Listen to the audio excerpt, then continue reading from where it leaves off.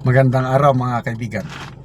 Pag-usapan natin ngayon itong article published sa GMA News Online tungkol ito sa kayamanan ng Pangulong Marcos. Yung net worth niya increased by 1,600%. Oh my God, bilyonaryo pala ang ating Pangulo. Billions. Ito, title, Marcos wealth grows by 1,600% from 79 million in 2005 to 1.375 billion in 2024. Oh my God. President Marcos Jr.'s net worth increased by more than 1,006% in a period of almost 20 years. Oh my God. According to Rafi Timas report, citing analysis of GMA Integrated News Research, 24 Oras, Marcos declared a net worth of 79 million in 2005 and 1.375 billion on December 31, 2024. Okay. This is according to an assessment by Cuervo Appraisers, a professional asset valuation company, which has been evaluating the value of Marcos and First Lady Lisa Araneta Marcos' pieces of property since 1997. Marcos Sal-en showed that their net worth went up to 120 million in 2007, his last year as governor. Okay? 2,720 million. Ngayon, 1.375 billion. Nakakalula. Nako, Diyos ko. Ano pa? In 2008, as an Ilocos Norte congressman, their net worth increased to almost 180 million. So from 120, naging 180. Marcos' net worth increased in 2009 by more than 135 million to over 315 million because of his share in the Cabuyao property that the Sandigan Bayan ordered returned to his family. In 2010, as a senator, Marcos Sal-en indicated a net worth of 311.5 million. Their net worth increased to 437 million in 2012 because of investments, shares of stock, and an art collection. Their net worth increased even with liabilities of more than 34 million. According to Cuervo's appraisal, their net worth went up to 510 million in 2014. Okay? So bago siya nag-present, okay. By 2015, their net worth reached 533 million. The net worth was at 619 million when his term ended as senator in 2016. The first couple net worth was over 908 million in 2022 when Marcos won the presidency. His latest Sal-en shows a net worth of 1.375 billion appraised by Cuervo. It was in 2012 when Marcos started to declare a net worth based on the rules of Civil Service Commission. Anyway, mabuti naman at nilabas na ang kanyang Sal-en kasi ayaw nilang ilabas nung una. Nakakalula, 1.375 billion. So, anong implication yan? To me, dahil sa sobrang yaman,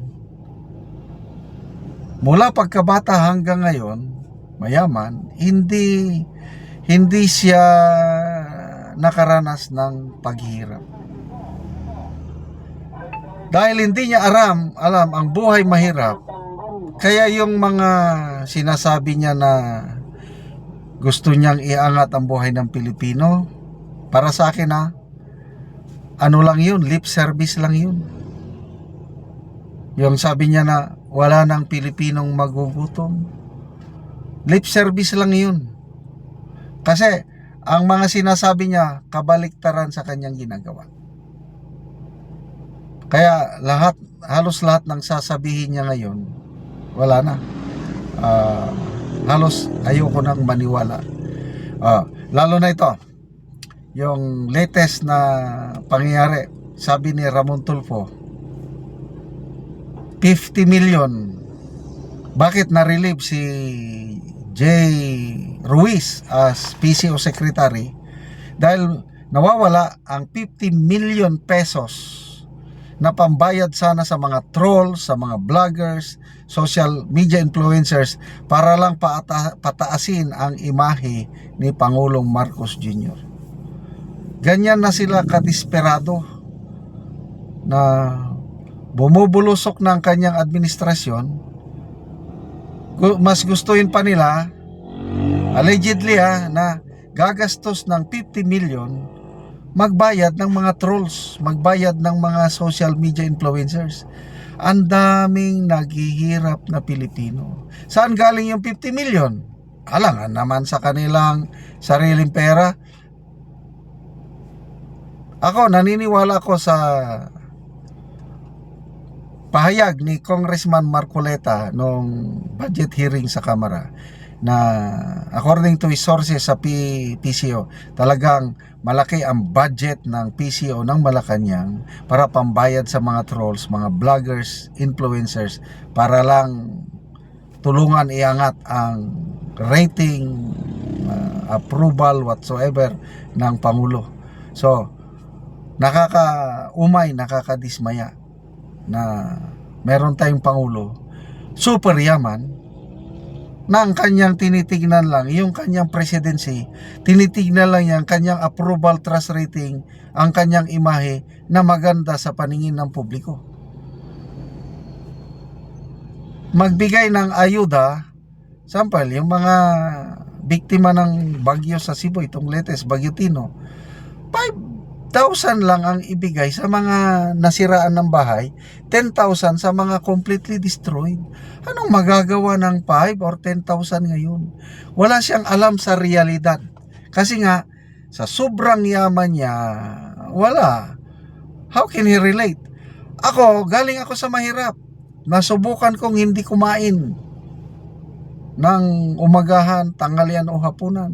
Kaya ako, alam ko ang buhay ng mahirap. Sana ganyan din ang ating Pangulo. But sorry to say, billionaire pala ang ating Pangulo. Salamat mga kaibigan sa inyong pagsubaybay sa ating channel. Nakakatulong kayo ng malaki sa Tribong Talanding ng Bukidnon dahil ang income natin sa channel na ito is pantulong sa tribo. Namimigay tayo ng libreng yero at pako para makapagpatayo itong tribo ng mas maayos na tirahan. Panoorin nyo ang video na ito. Mauna ni maursiang ko lang taga ni Giero. So mauna ni ang atop nilang kol nga tuluan na kaayo pag muulan. So silupin lang ang ilang atop silang balay.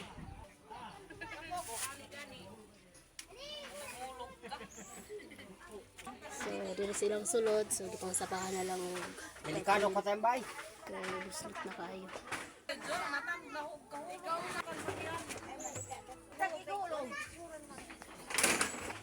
So si ante unang ilang kahimtang. So ante an sa imong masulti nga matagaan ka Giero. Nalamat na gid ko kay natabangan ko kay among atop na matupan na gyud. So trapa lang ang inyong atop. Ang among atop. So pila na ni katuig ante? 5 na gyud ni katuig. So Sa una narabaho na lang ko kay napuno-una ko trabaho. Nakaron wala na gid ko na kay nayon kay tungod na nahulog na gid ko sa tatak. oh so si ante May kaya og para muso. oh so si Salamat na lang gid ko kay dako gid nga salamat nga hinabangan ko so na kay anak te. na aduha. So unsay grado ante? Para naay grade 6 o grade 3 kay nakaron wala na ginauman kay nami nga minyo na. So si ante na siya mga anak, so dili pagid kayo katarong og kalakaw si ante tungod kay nahulog sa sasakyanan tungod sa iyang pagpaningkamot. So nagpasalamat siya nga natagaan sa Giero o makaatop siya. Salamat sa pagtan-aw sa video kay nalamat gid ko nga dako gid salamat kay pinagid ko. Makaatop na gid Dako ka na karon gid nga ante. salamat sa Ginoo gid nga inabangan gid ko. Sige ante. Salamat pod. So mo nang kahimtang ni ante. So trapa lang gid ang ilang balay. Salamat sa Ginoo. Sige ante, salamat.